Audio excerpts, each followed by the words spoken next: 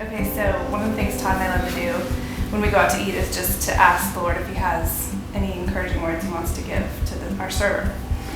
So we were out recently, and during dinner, the whole time during dinner, I was just asking the Lord, if He had anything for our server, and just trying to listen. And I kept hearing the name Silas, just over and over. I just heard Silas, and I knew that wasn't his name. And I thought, well, maybe that has some significance for him. But the story that came to mind for me was the story in Acts with Paul and Silas.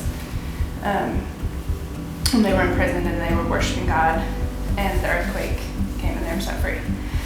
And so I just decided to ask him first if the name Silas meant anything to him. And he said, he thought about it for a minute and really nothing came to mind. And so I said, can I ask you another question? And then I know this is weird, but I'll explain. And he was open to that. And so I just said, are you struggling with feelings of loneliness or feeling stuck or trapped? And, he kind of stopped and he's looking at me, he's like, yeah, I do, and I said, well, I just told him we're believers. Sometimes the Lord speaks to us, and we just, I just kept hearing the name Silas, and the story I know of Silas is when he and Paul were imprisoned in the Bible, and I can't remember exactly what I said, but somehow through the conversation, he just said, that's really crazy, because my sister and I were just talking about this the other day.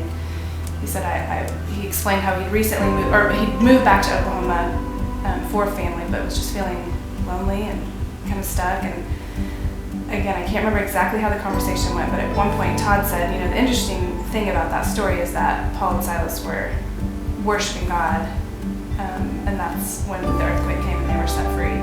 Even though they were in prison, they were praising God. And our server said, man, I just have the chills.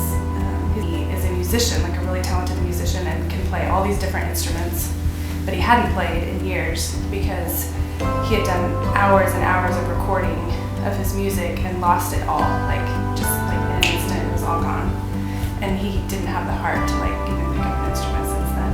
And so we just got to encourage him, and he said it was just crazy because he literally just had this conversation with his sister, and she was encouraging him to play again. And I think he felt loved and encouraged.